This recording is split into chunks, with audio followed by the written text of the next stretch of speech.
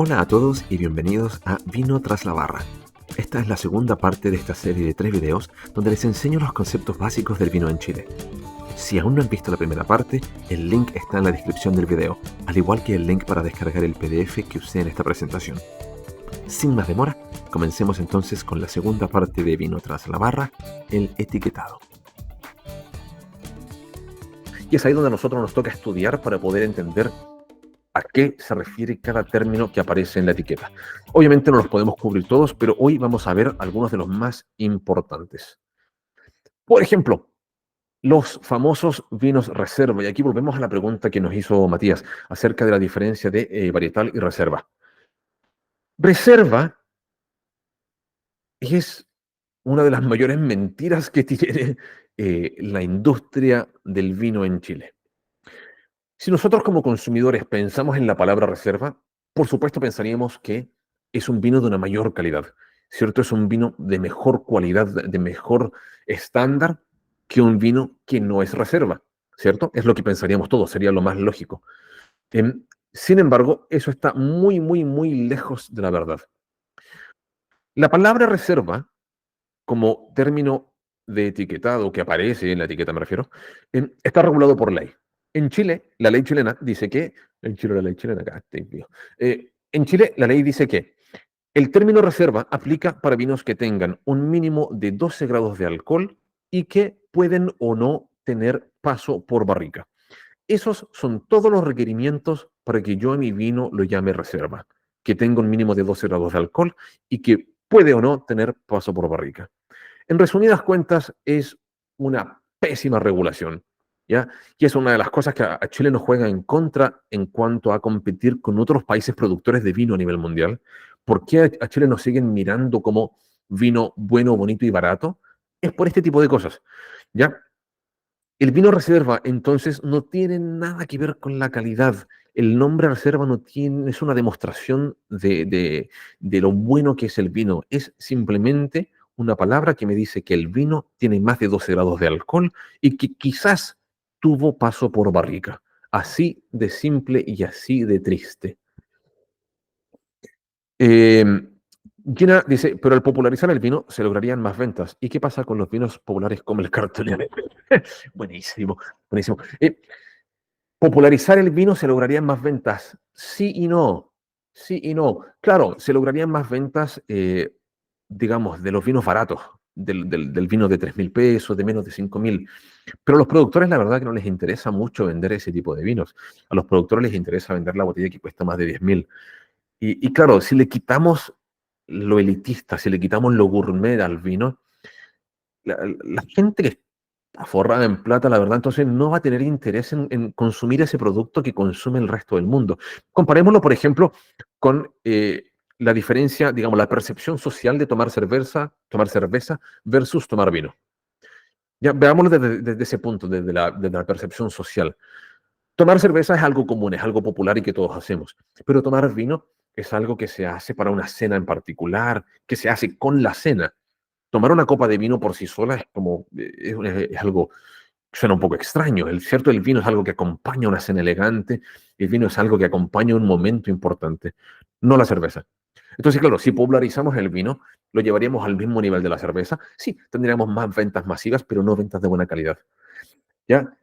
¿Qué pasa con los vinos populares como el Cartonés? No merece mención, querida mía, no merece mención. Volviendo entonces al etiquetado, ya descubrimos entonces que la palabra reserva es una tremenda mentira. Si ustedes le preguntan a cualquier productor de vinos cuál es tu vino reserva, sin lugar a dudas, ellos te van a decir que el reserva es el vino más básico que tienen en la lista, ¿ya? El más malo, por decirlo así. Cuando tienen su lista, no sé, de 7 u 8 botellas distintas, de distintos niveles, de distintos precios, el número uno, el más barato, el más malito, ese es al que lo llaman reserva. ¿Por qué? Porque al ponerle reserva, el consumidor chileno piensa que el vino es de mejor calidad. Pésimo. De hecho, les dejo el ejercicio. Próxima vez que vayan al supermercado, vean en la góndola, vean a los vinos que están los más cercanos al piso. Todos esos son vinos reserva. ¿Ya? Como les digo, los requerimientos legales para ponerle ese nombre son súper bajos. En Chile estamos muy atrasados en cuanto a la regulación y eso permite que las empresas usen esta palabra tal cual como si fuera un sinónimo de calidad cuando en realidad no lo es. Tenemos otras palabras que también están reguladas por ley, como la reserva especial, pero de nuevo, no tiene mayor definición. Simplemente un reserva especial es un vino que tiene un mínimo de 12 grados de alcohol y que sí debe tener paso por barrica, pero la ley no especifica por cuánto tiempo. Yo puedo ir a la casa de mi vecino, conseguirme una barrica que me la preste por un día, meter mi vino ahí, sacarlo y listo. Tengo un vino que es una reserva especial. Lo llevo al supermercado y todos los consumidores chilenos van a decir, wow, qué vino más increíble. Es una reserva especial, cuando en realidad no es ningún sinónimo de calidad. También tenemos el término gran reserva, que aplica para un vino de mínimo de 12,5 grados de alcohol y que también debe tener paso por barrica. Otra mentira. Ya, entonces, incluso los vinos de la parte más alta de la góndola del supermercado, el Gran Reserva, tampoco es un vino que necesariamente sea de buena calidad. El aprendizaje que quiero que se queden con esta parte es eso, que los vinos reserva, reserva especial, reserva privada, gran reserva, hay un par de palabras más que aquí no mencioné ya, pero todos estos que tienen algo que ver con la reserva no son sinónimos de buenos vinos, ¿ya? Puede que el vino sea bueno, sí, es posible, pero no por el hecho de que diga reserva o reserva especial significa que el vino va a ser de buena calidad, ¿ya? Eso ustedes como bartenders, como jefe de bar, como garzones, pero también como consumidores tienen que aprendérselo desde ya. Perfecto. Ahora, vamos a avanzar a otro término que aparece en el etiquetado, ¿ya? Y con eso me refiero a la añada. Y por ejemplo, mi botellita de vino, por ejemplo, dice que es 2020. Quiero que me respondan acá en el chat a qué se refiere con que sea 2020. ¿Qué fecha es esa? ¿Será la fecha en que se embotelló el vino? ¿Será la fecha en que nació el productor del vino? ¿Será la fecha en que alguien le puso la etiqueta? ¿Qué nos dice el público? A ver, ¿quién gana? ¿Quién da más? ¿Quién da más? Oye, pero ustedes son secos para el vino. Secos, secos, secos. La primera persona no puso el nombre, así que no sé quién es, pero luego don Jorge, Alejandra, Francisco, todos dicen la fecha de la cosecha. Súper bien, Gustavo también. Excelente. La añada que aparece ahí, que aparece en la botella, es la fecha o el año en que se cosecharon las uvas. Pero ahora, ¿por qué es que esa fecha es importante? Déjenmelo también ahí en los comentarios. ¿Por qué es que la añada es una fecha importante? ¿O por qué me interesa saber la añada?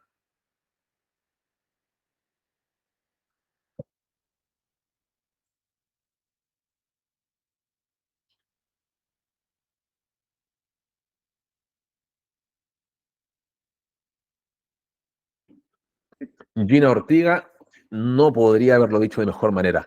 Factores climáticos, 100%, mi querida.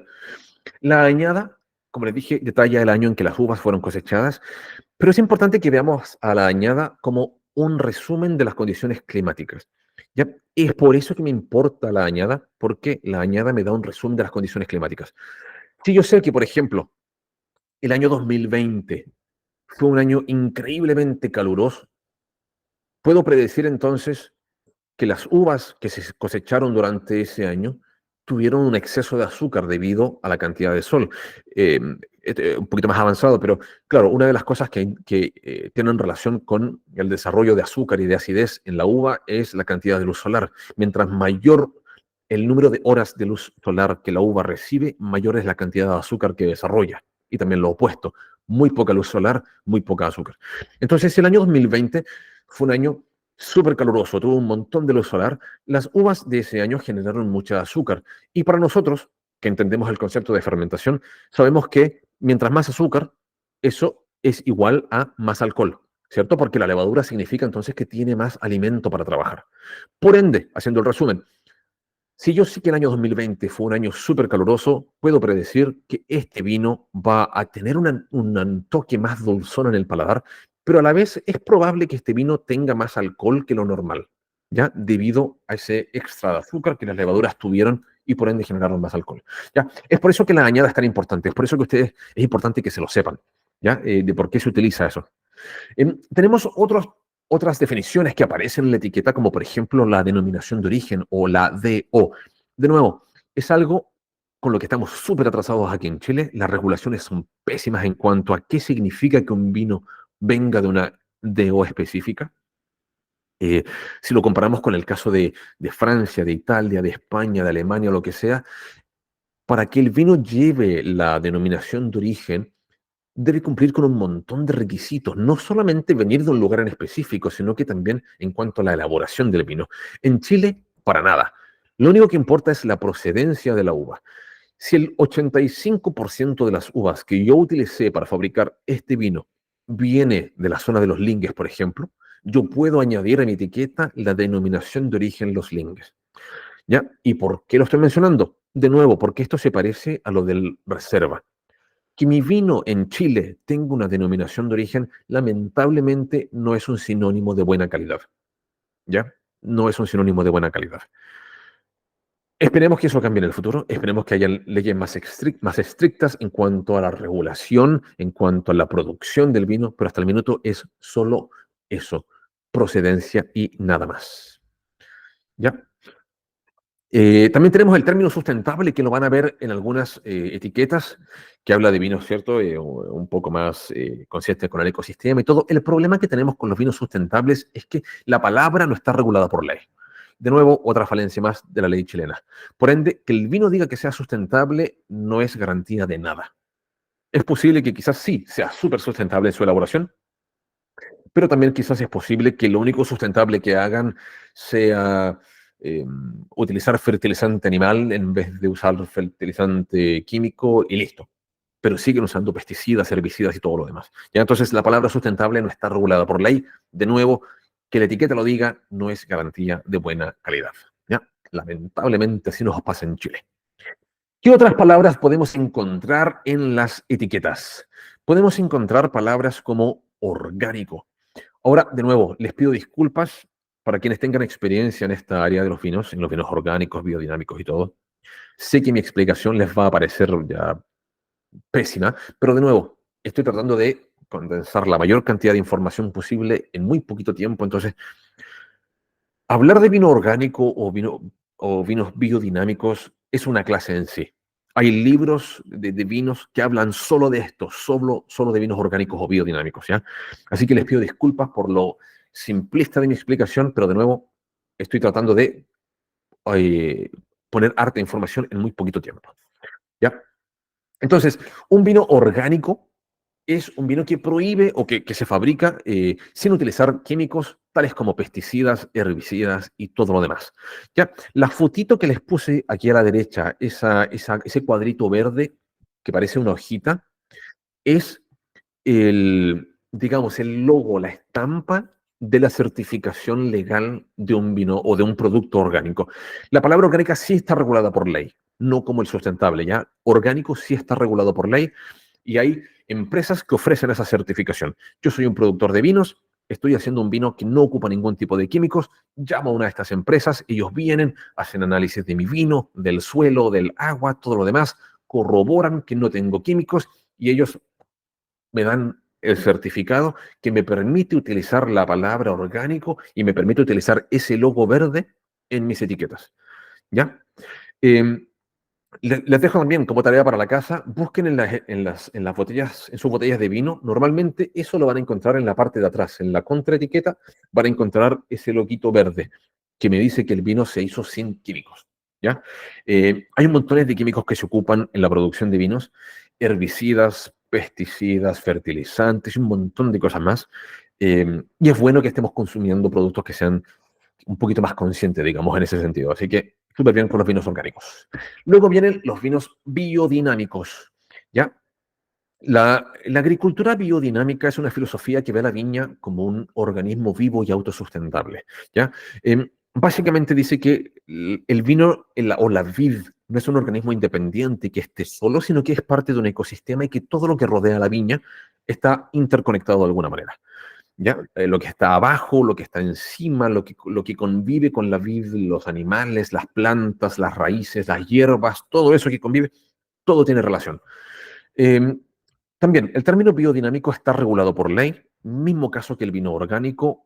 Yo contrato a una empresa para que ellos vengan a certificarme, ellos analizan los procedimientos que yo hago, toman muestras de suelo, de agua, del vino, de todo, y ellos corroboran que mi vino cumple con las características para ser un vino biodinámico.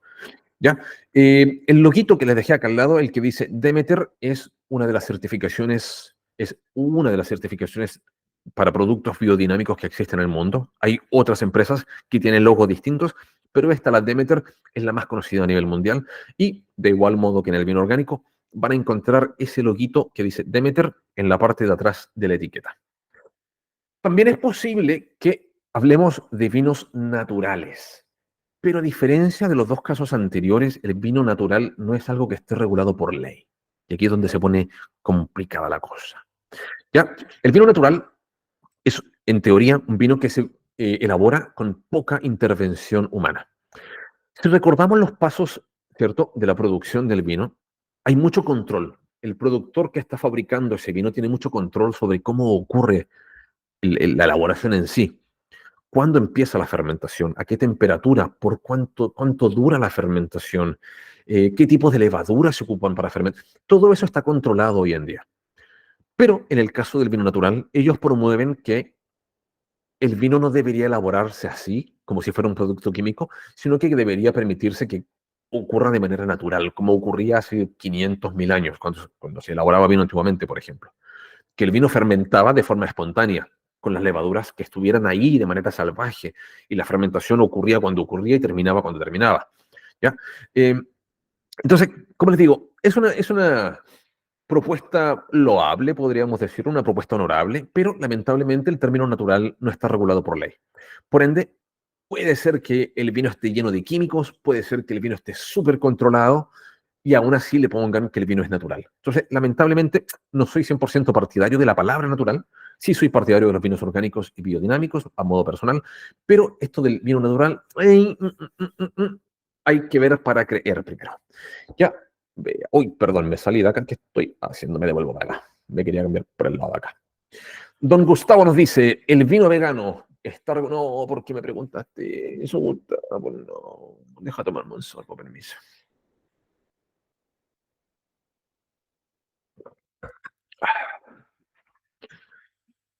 ¿Por qué me preguntaste?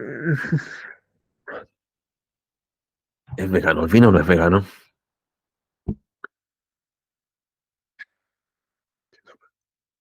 Grande la pregunta, pues.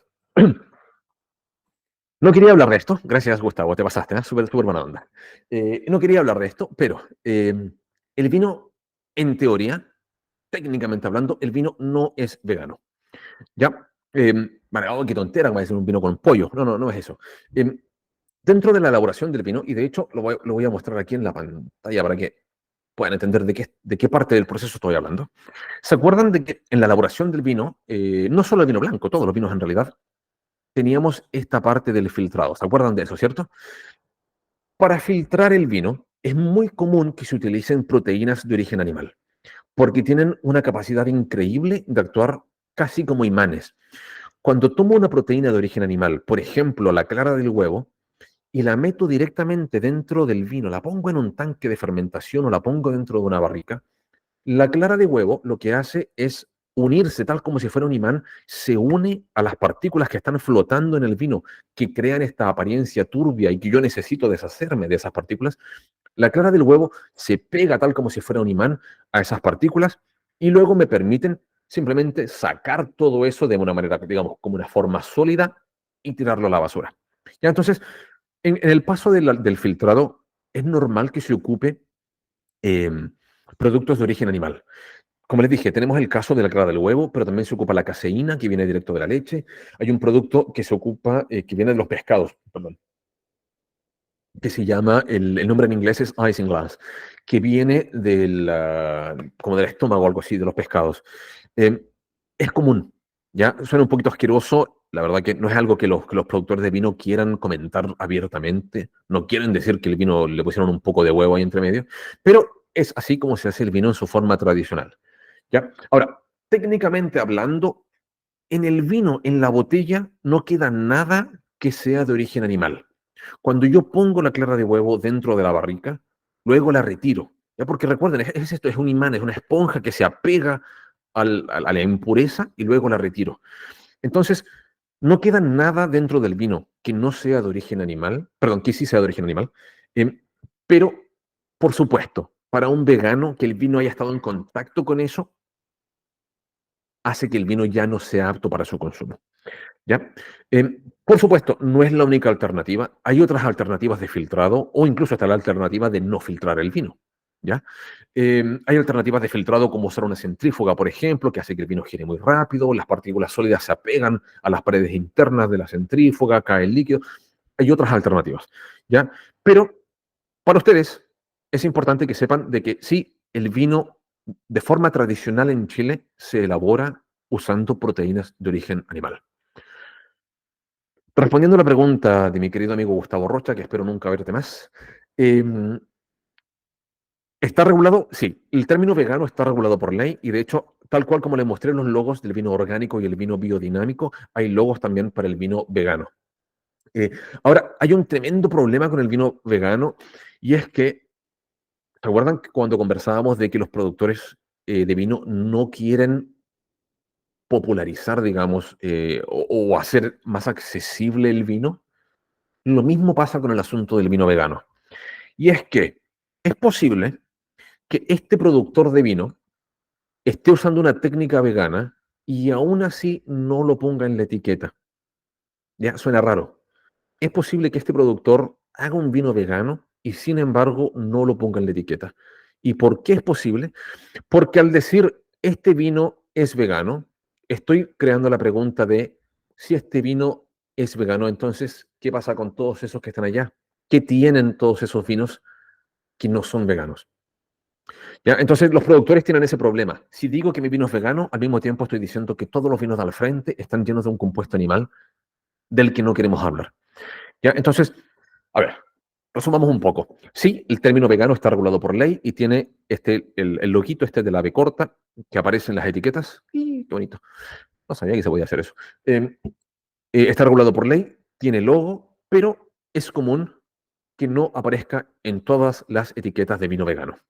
Ya, la forma más factible de saber si es que el vino es vegano o no es directamente en la página web del productor, descargar la ficha técnica del vino y ahí va a decir directamente si el vino es vegano o no. Pero algunas etiquetas no lo dicen. Por ejemplo, Casillero del Diablo, no sé si lo dice hoy en día, pero Casillero del Diablo sí es un vino vegano. ¿Ya? A ellos les conviene que sea un vino vegano para que más gente lo consuma, para que consumidores veganos también puedan beberlo. Pero creo, no lo recuerdo, no he visto una botella de Casillero hace tiempo, pero creo que la botella de Casillero no dice que el vino es vegano. Perfecto, entonces, oye, he hablado harto, por Dios. Ya, gracias Gustavo, te pasaste, ¿eh? Súper buena onda. Entonces, ahora ya que hemos hablado de todo esto del etiquetado, es hora de que avancemos y nos vayamos a el servicio, ¿ya? El famoso servicio y todo lo que conlleva, ¿ya? Maridaje, porciones, almacenamiento, todo lo demás, ¿ya? Y partamos hablando de maridajes de vino, maridajes, maridajes, maridajes. Esto es algo que de nuevo iba a mencionar solo de una pasada en la clase. No tenía pensado entrar en detalle a los maridajes de vino, pero fue la materia número uno que todos ustedes me pidieron cuando me dejaron los mensajes ahí en el formulario de inscripción. Fue el tema más repetido que todos me pidieron que mencionáramos. Era el de eh, era el de maridajes. Perdón, que me acaba de llegar un mensaje por interno. Me dicen que estoy ignorando una pregunta. Perdón, perdón, perdón. ¿A quién ignoré? Eh, Profe, buenas tardes. Estas clasificaciones son locales en Chile, pero hay clasificaciones internas. Ah, buena pregunta, buena pregunta. Ya, entonces voy a volver solo un segundito a la rápida. Todas estas clasificaciones son internacionales.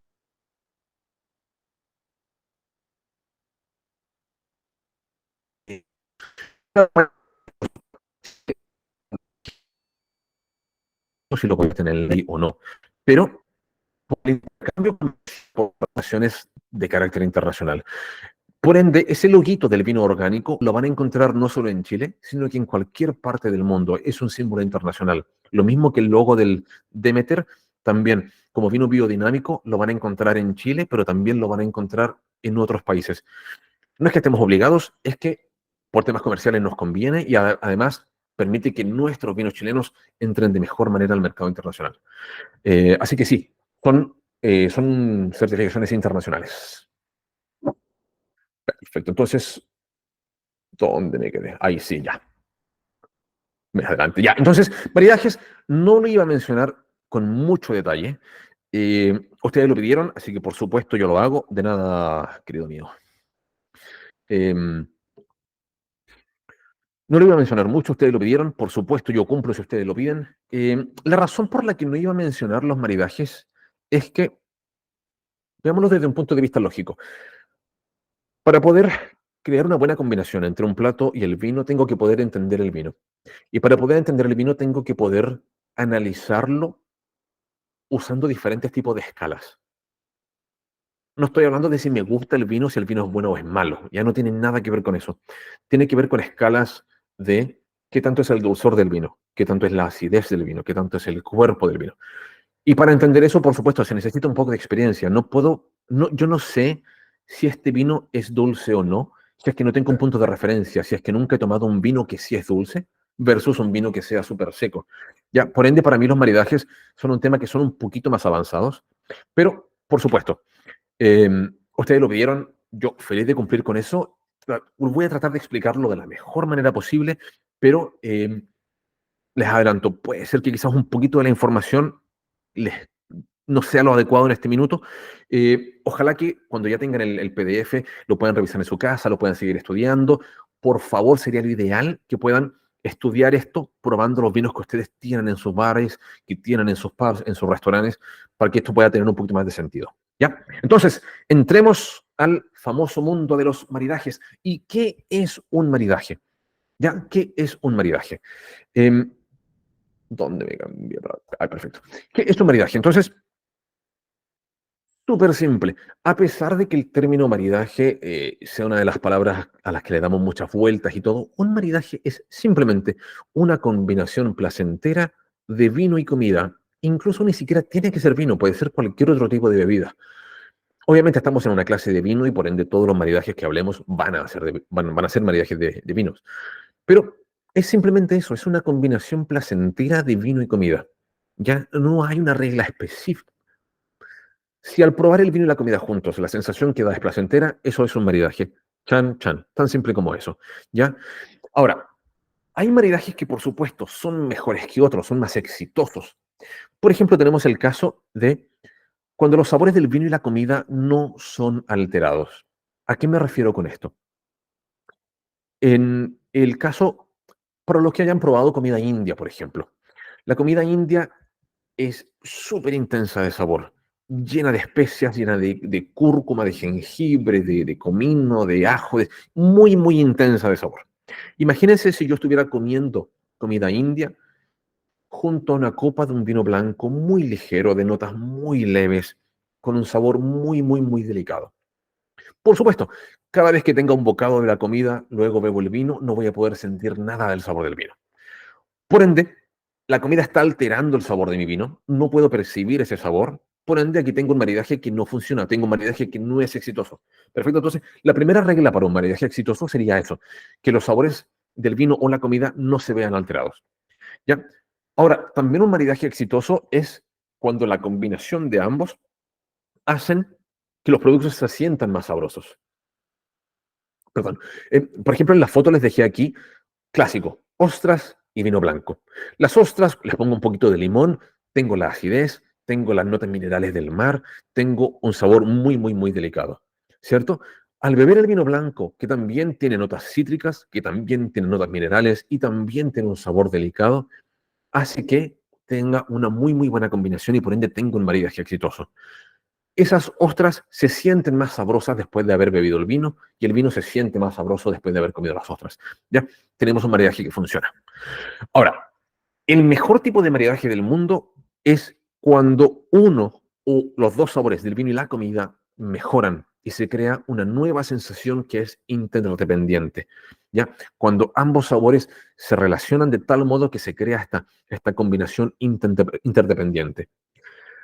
Quizás la foto que les dejé ahí les sorprende. Eh, David dice bastante picante. La comida ¿me está diciendo picante a mí, señor? No, es la comida india, perfecto, muchas gracias. La foto que les dejé ahí quizá les sorprenda un poco. Esta foto de el McDonald's. Pero el McDonald's es el maridaje más inteligente que a alguien se le puede ocurrir. Es el mejor maridaje que existe. Papas fritas y Coca-Cola. No hay mejor maridaje que eso. Pensemos, por ejemplo, cuando éramos niños, íbamos al McDonald's y comíamos esas papas fritas. Y las papas fritas de antes, no las de ahora, las de antes, las que no había ley que pusiera un límite a la cantidad de sal. Esas papas fritas que tenían sal, pero para que uno se las comía y se le hinchaban los labios de tan saladas que estaban. Pensemos en esas papas fritas y luego pensemos en la Coca-Cola, que al beberla después de esa papa frita era la Coca-Cola más dulce y más refrescante que había probado en la vida. ¿Y por qué? Porque tenemos esta relación de interdependencia, de que la papa frita hace que la Coca-Cola se sienta más dulce y la Coca-Cola, al ser tan dulce, hace que la papa frita se sienta más salada todavía. Entonces, aquí tenemos un maridaje clásico, dos productos que a pesar de ser muy diferentes, crean una relación tan buena que se vuelven interdependientes. ¿Ya? Entonces, eso es un maridaje en términos muy, muy, muy, muy sencillos. ¿Ya? Ahora, hablemos un poquito más en detalle, ¿ya? De cómo se hacen los maridajes. Pero antes de es importante mencionar algo que aquí no se nos puede pasar por alto.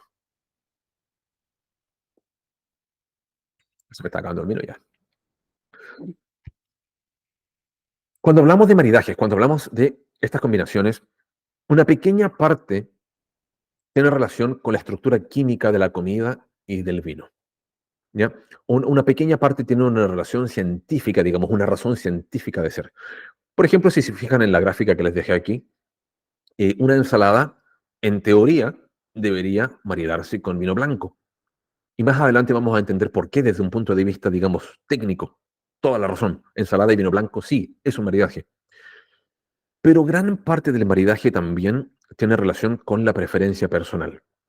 Si tengo un cliente de 65 años que toda su vida ha bebido vino tinto y jamás le ha gustado el vino blanco, entonces no tengo por dónde recomendarle que la razón técnica me dice que su maridaje debería ser un vino blanco. ¿Ya? Es importante que entendamos eso y que el servicio siempre venga primero más allá de nuestra experiencia técnica. Ya, entonces recuerden, preferencia personal. Si me gusta el vino tinto, marido con vino tinto, entonces. ¿Ya? Si me gusta el vino blanco, entonces hago maridajes con vinos blancos. Si estoy abierto a las opciones, entonces ya podemos seguir los maridajes de acuerdo al pie de la letra, lo que dice el libro. ¿Ya? Pero recuerden, preferencia personal viene primero. ¿Ya? ¿Qué tipos de maridajes tenemos? Y aquí es donde tenemos una ciutiquería tremenda eh, de las escuelas de sommeliers y las escuelas de vinos y todo. Les encanta inventar unos nombres para complicar esta cuestión, de verdad. Que los maridajes de puentes, que el maridaje de similitud de no sé qué. Esto es muy sencillo. Los maridajes funcionan ya sea cuando los productos se parecen o cuando los productos son opuestos. Chan, chan.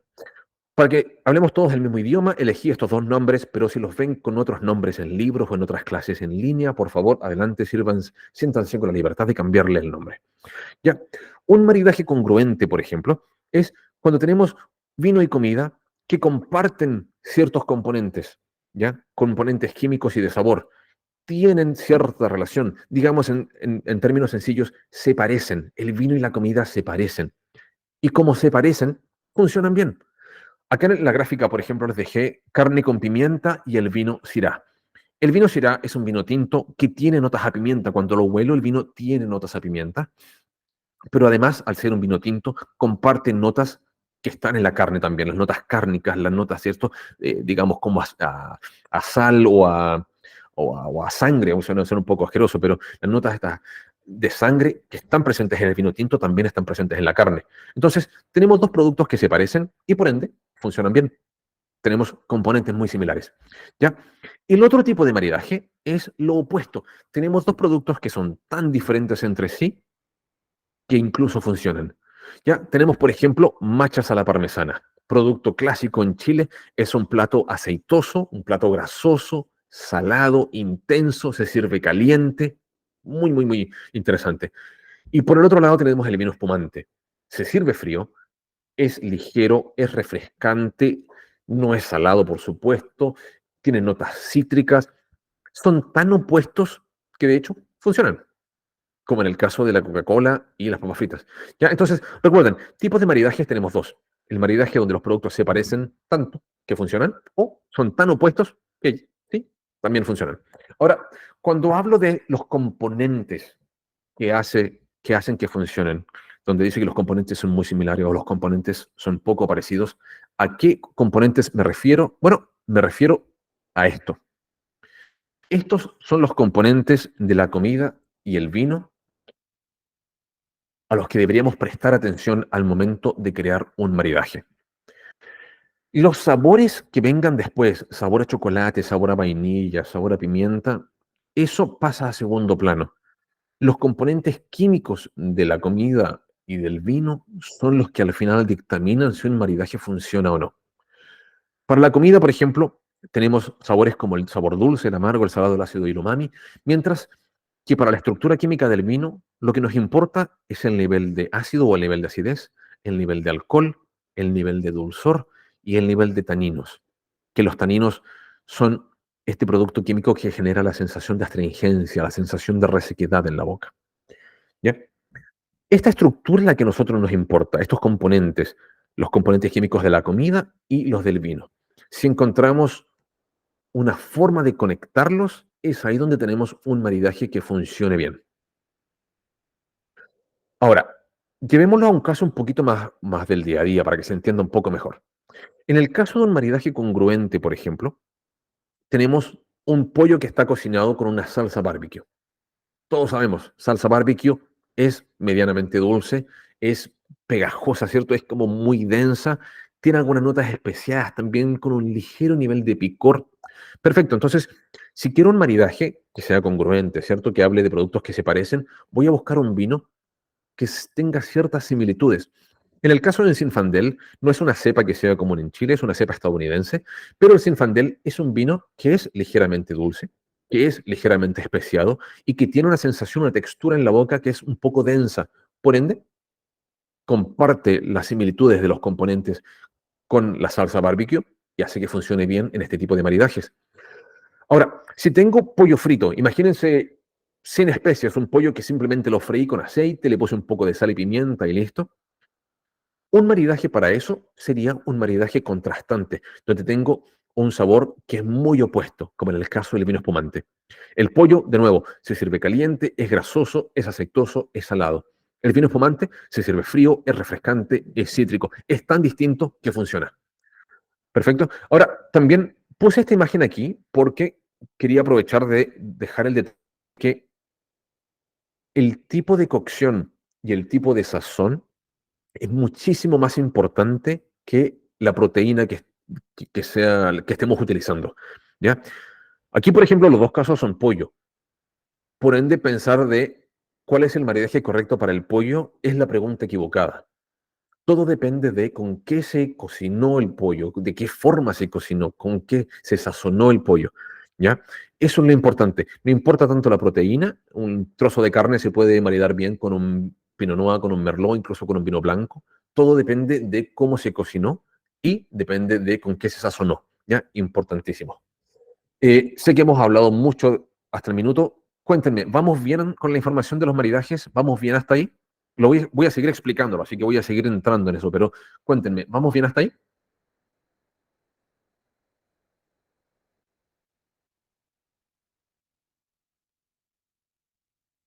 Muchas gracias, don David. ¿Qué dice el público? ¿Se entiende todavía? ¿No se ha puesto muy complejo?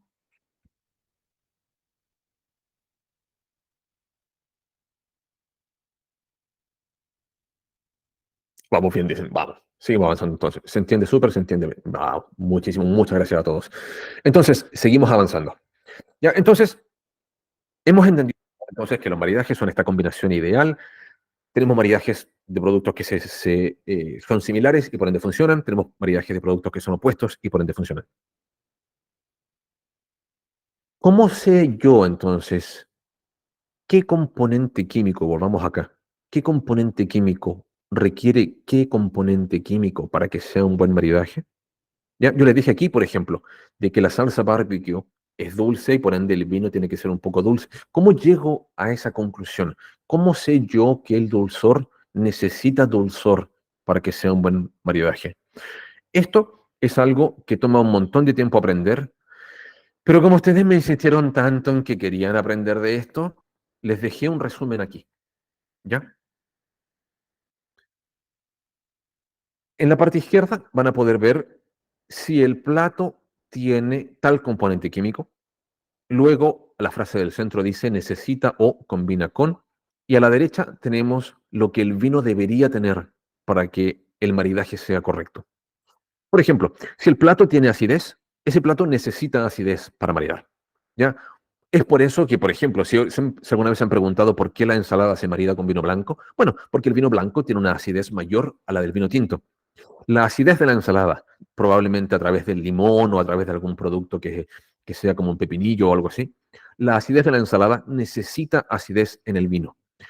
Si no cumplo con esta regla, y por ejemplo, si marido una ensalada con un vino tinto, la acidez no va a ser lo suficiente, por ende, el vino tinto va a obtener un sabor metálico y además se va a sentir apagado en cuanto a sus sabores frutales. ¿Ya? Entonces, esta es la regla básica que, digamos, los sommeliers utilizan para poder entender si el plato tiene esto, el vino necesita esto. Si el plato es un plato grasoso, un plato con queso, por ejemplo, como en el caso de las machas a la parmesana, la grasa combina con acidez. La acidez, como se dice, digamos, comúnmente corta entre la grasa, por ende es un maridaje que funciona. También la grasa combina con taninos. Ya hay una razón química detrás de esto, no la voy a explicar en tanto detalle por ahora, pero la grasa combina con taninos. Es por eso que la carne grasa va bien con vinos tintos, que son altos en taninos. Ya los sabores salados combinan con ácidos, salados combinan con dulces y así. Ya esto creo que va a ser uno de los aprendizajes más importantes que se pueden quedar para, digamos, como resumen de la clase, esta es una de las cosas más importantes con las que se van a quedar. Don Rodrigo me pregunta, mencionó umami, ¿qué es? Eh, ¿Por qué me preguntan? Ya. En cuanto a los gustos, los sabores, salado, ácido, amargo y lo demás, existe un quinto sabor que es un poco difícil de describir, pero que se descubrió, ¿ya? Antiguamente pensábamos que los seres humanos éramos capaces de sentir en cuanto a gustos, no estoy hablando de sabores como la naranja, estoy hablando de gustos como el dulzor, la acidez, eh, los sabores salados y amargos. Se pensaba antiguamente que los humanos podíamos determinar esos cuatro gustos en diferentes partes de la lengua, lo que es una mentira, de hecho. Hace un tiempo se descubrió un quinto sabor que se llama el sabor umami, que es el sabor grasoso y sabroso, que es el sabor que tienen las carnes, el salmón, champiñones cocinados, por ejemplo, es eso. ¿Ya? Si, por ejemplo, piensan en los caldos Maggi en las sopas Maruchan, ese sabor icónico que tienen, ese sabor de que las hace tan ricas, por decirlo así, ese sabor es el sabor umami. Es difícil de describirlo simplemente en palabras, pero se los recomiendo que lo estudien un poquito, que lo googleen ahí un poco. Eh, si quieren, se los puedo agregar aquí en el PDF. El sabor umami se puede conseguir por sí solo, de la misma forma que el sabor salado se consigue a través de la sal. O si quiero conocer el sabor dulce, lo que necesito es probar azúcar. Si necesito conocer el sabor umami, hay un producto que se llama glutamato monosódico o que simplemente en las tiendas de comida peruana lo venden como ajinomoto. El ajinomoto es el componente químico que da sabor al umami. ¿Ya? Entonces, si ustedes tienen ajinomoto en la casa o lo encuentran con el nombre del supermercado que se llama glutamato monosódico, prueben eso, eso es el sabor umami. ¿Ya? Lo voy a agregar al PDF de todos modos para que lo puedan estudiar. Entonces, ah, hablando de maridajes, entonces, ya les dije, si la comida tiene esto, necesita o combina con esto. ¿Ya? Además, acá a la derecha les dejé otras reglas generales que ocupamos en la industria del vino para poder crear mejores maridajes. Por ejemplo, buscamos que los platos, o que el plato y el vino tengan una similitud de peso. Que si el plato se siente de alguna forma, digamos, grasoso en la boca, que el vino también tenga cierta textura. Si es un vino que es muy ligero en la boca, también no va a ser un maridaje ideal. Lo mismo con la textura, que si el plato se siente, digamos, con una textura rugosa y con trocitos, sería ideal que el vino tenga taninos también, que se sienta un poco rugoso en el paladar, que no sea simplemente plano. Buscamos similitudes de sabores, sabores contrastantes, y también hay una regla en maridajes que dice que lo que crece junto se sirve junto. Y esto es por qué va también la comida italiana con el vino italiano. ¿Por qué funciona tan bien? Porque lo que crece junto se sirve junto. Por ende, si por ejemplo en la zona donde vivo yo se elabora Sauvignon Blanc y al mismo tiempo ahí no sé, crece un tipo de planta que lo usamos para ensalada, eso va a ser un maridaje increíble, porque lo que crece junto se sirve junto. Ya, es, digamos, es un dicho de caballero antiguo, pero la verdad que no tiene base científica, por supuesto, pero funciona, funciona. Ahora, ahora que ustedes ya entienden un poquito de cómo funcionan los maridajes y que ya tienen esta tablita ahí que les dice que si el plato tiene esto, necesita esto, quiero que hagamos un pequeño ejercicio. ¿Ya? Por ejemplo, el famoso pay de limón. Si yo tengo en mi restaurante, en la carta, tengo el pay de limón y tengo un cliente que me pide que yo haga un maridaje con el pay de limón, utilizando la tabla de la izquierda, ¿qué tipo de vino me podrían recomendar? Ahora, yo sé que ustedes no se saben todavía, por ejemplo, qué vino tiene tal cosa, pero por ejemplo, díganme aquí en los mensajes, para un pay de limón, necesito un vino que sea alto en taninos, que sea alto en dulzor, que sea alto en acidez, que sea alto en tal cosa. ¿Ya? Díganmelo de esa manera. Yo sé que todavía ustedes no van a tener la experiencia para decir, oh, métele un Viognier o no sé. Pero díganme sabores, díganme de la estructura, los componentes que estamos hablando. Recuerden que más allá de la cepa, nosotros buscamos el componente, y el componente químico, la estructura.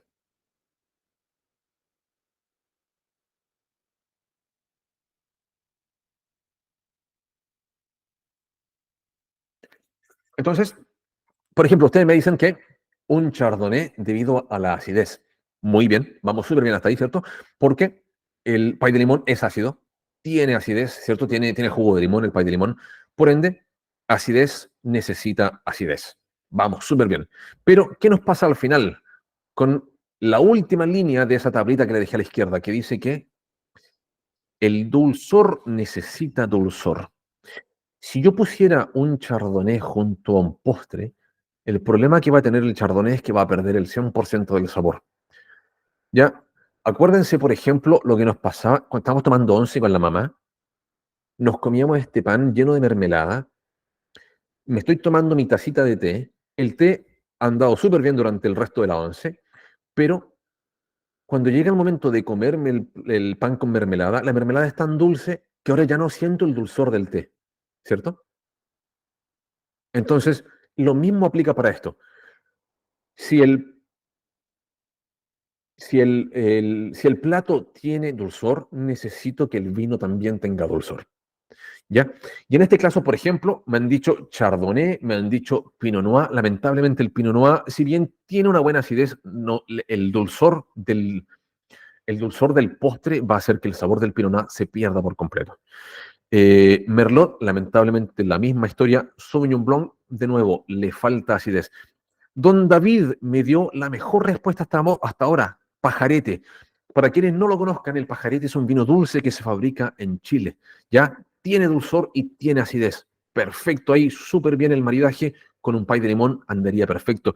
André nos dice un Riesling también. Súper bien igual. Para quienes no lo conozcan, el Riesling es otra cepa más. Es una cepa de origen alemán que normalmente se elabora de una forma un poco dulce. Entonces también tenemos dulzor necesita dulzor, bien, acidez necesita acidez, bien, Riesling también es un buen maridaje. ¿Ya? Les dejo otro ejemplo, entonces, yo sé que estoy entretenido, así que les dejo otro más. Tenemos esta carne grasosa aquí, ¿ya? Esta carne bien jugosa aquí. ¿Qué necesito? Mientras ustedes van pensando en eso, Fran me pregunta, ¿cuál es la diferencia entre combina con y necesita? Excelente pregunta. En el caso, por ejemplo, de lo que hablábamos del dulzor. El dulzor sí o sí necesita dulzor. Si mi plato es dulce y mi vino no lo es, no hay por dónde. El vino va a perder el sabor. No voy a poder sentir el sabor del vino. El dulzor 100% es una regla, necesita dulzor. Sin embargo, en el caso de la grasa, por ejemplo, la grasa combina bien con la acidez. ¿Es 100% necesaria? No lo es. No lo es. ¿ya?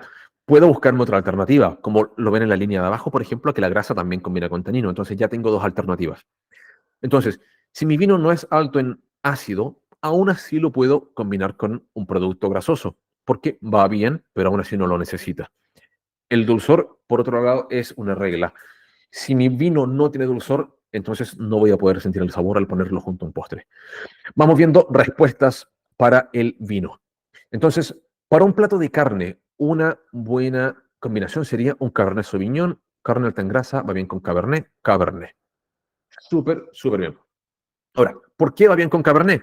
Porque Cabernet, fíjense en la tablita de la izquierda, Cabernet tiene lo que la grasa pide. La grasa necesita, perdón, combina con acidez, Cabernet Sauvignon tiene acidez alta, y la grasa combina con taninos, Cabernet Sauvignon tiene altos taninos. ¿Ya? Entonces, súper bien.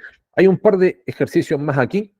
Por ejemplo, tenemos comida india, ¿ya? De nuevo, para los que hayan probado la comida india, súper especiada, súper intensa, caliente, picante, ¿ya? ¿Qué tipo de vino me recomendarían ustedes? De nuevo, si no se saben la cepa, no se preocupen, pero díganme los componentes estructurales. ¿Qué necesitaría? ¿Cuál sería la característica de ese vino para que funcione bien al maridarlo con comida india?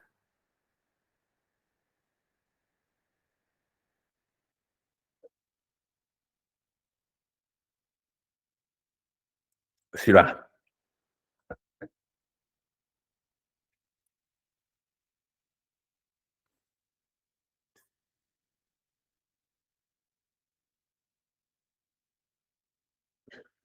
No sé si le achuntaron de suerte o si lo habían leído en otra parte, pero eh, un maridaje clásico es picante con picante.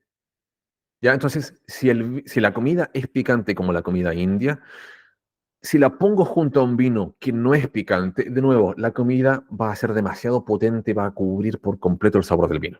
Una forma de contrarrestar eso es buscando picor en el vino también. Entonces, el Syrah, que es un vino que, como les mencionaba antes, tiene ciertas notas a pimienta, eh, va a ser un buen complemento. La carne, perdón, la comida india va bien con Syrah. Ahora, también volvamos a la tablita de la izquierda. Si miramos casi al llegar al final, dice que los sabores picantes también necesitan dulzor. ¿Ya? Un- una combinación clásica es comida india con vino dulce, ¿ya? Con vinos como el Riesling que habíamos mencionado antes, ya este vino blanco alemán que también tiene un toque dulce. Ahora, les quiero cambiar un poco el juego. ¿Qué pasa si les doy el vino primero? ¿Ya? ¿Qué plato me recomendarían con esto? Tengo un Pinot Noir chileno, ¿ya? Y yo les digo que el vino tiene una acidez media alta, es un vino seco y de bajos taninos, ¿ya? ¿Qué vino me recomendarían con esto? Perdón, ¿qué plato me recomendarían? ¿O cómo debería ser ese plato? Usen la tablita que les dejé a la izquierda, usen ese truco, vean que tiene unos porotos. De hecho, tiene razón.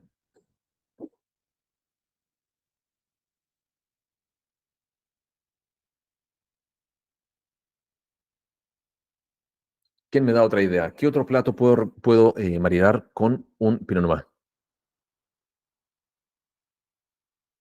No, André, tienes toda la razón, 100%. No te preocupes que los porotos quizás no sean elegantes, no sean finos. Es un maridaje súper bueno.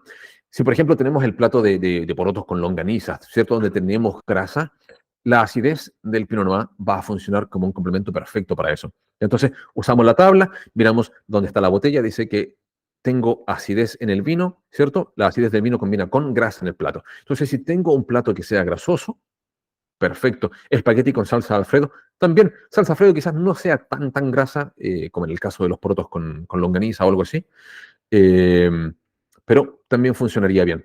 ¿Ya? Pastas con harto queso, por supuesto, igual, súper bien. Beef bourguignon, canela, por supuesto. Súper, súper buenas ideas, ¿ya? Entonces, lo que quería dejar con ustedes era esto, ¿ya? Usen esta tablita y digamos, acostúmbrense a pensar de esa manera. Si el plato tiene tal, el vino necesita tal. O al revés, si el vino es tal forma, necesito que el plato funcione así. ¿Ya?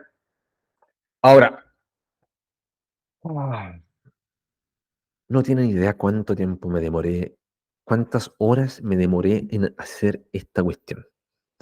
Porque, volvamos acá. Ustedes me pidieron que les enseñara maridaje. Perfecto, entonces yo lo hice. Les dejé esta tablita donde dice que el vino tiene que tener acidez. Pero después pregunté, chuta, pero ¿cómo van a saber los chiquillos qué vino tiene alta acidez? ¿O qué vino tiene alto los taninos? ¿Qué vino es alto en dulzor? Y me di cuenta de que me estaba metiendo solo en un tremendo problema. Y la única solución era más información. La única solución era más trabajo para el pobre Feña, para que ustedes puedan aprender lo que tanto querían aprender. Desgraciados que me caen mal. Entonces, lo que les dejé aquí es una guía de la estructura de cada una de esas cepas que mencionamos al principio, el Sauvignon Blanc, Chardonnay, el Gewürztraminer, el Viognier. ¿Ya? Las cepas tintas también las van a encontrar ahí, todo lo demás. ¿Ya? No se alcanza a ver muy bien en esta pantalla, pero cuando lo vean ahí en el PDF, la primera línea habla acerca del dulzor del vino, la segunda acerca del tipo de cuerpo, si el vino se siente ligero o pesado en el paladar. La tercera, perdón, habla acerca de la cantidad de taninos, si se siente astringente y genera resequedad en el paladar o no. Y la última habla acerca del nivel de acidez. Entonces, ¿cómo van a utilizar esta cosa ustedes? Van a volver a su tabla y van a pensar, por ejemplo, tengo que hacer un maridaje para no sé, para un plato de salmón con espárragos. Perfecto, entonces el salmón lo cocinaron con mantequilla, por ende es muy graso. Entonces mi tabla dice que la grasa necesita acidez. Perdón, la grasa combina con acidez. Perfecto. Entonces, y además, si es un plato salado por la mantequilla salada, los sobresalados combinan con ácido. Van a tomar esta información y la van a traer acá. Y voy a buscar qué vino entonces me cuadra con lo que necesito un sabor que sea ácido y, perdón, ¿qué más habíamos dicho? Ácido, sí. Acidez y acidez, perfecto. Entonces, voy a buscar qué sabor, qué tipo de vino me cuadra con eso. Por ejemplo, el Chardonnay, si lo veo acá abajo, tiene una acidez media, el Viognier una acidez semi-baja, el Gewürztraminer tiene una acidez definitivamente baja, pero el Sauvignon Blanc tiene una acidez muy alta. Por ende, ahí tengo ya algo que podría parecerse más a un maridaje. ¿Ya? De esa forma, entonces, es que van a poder utilizar esta información. Y eso fue la segunda parte de esta serie de videos. Espero que el material les haya gustado y que hayan disfrutado aprendiendo o recordando estos conceptos básicos del vino. Recuerden que la continuación de este video ya está disponible en mi canal y además no olviden darle un like y suscribirse si quieren seguir acompañándome en mi travesía a través del vino y los cócteles del mundo. Un abrazo.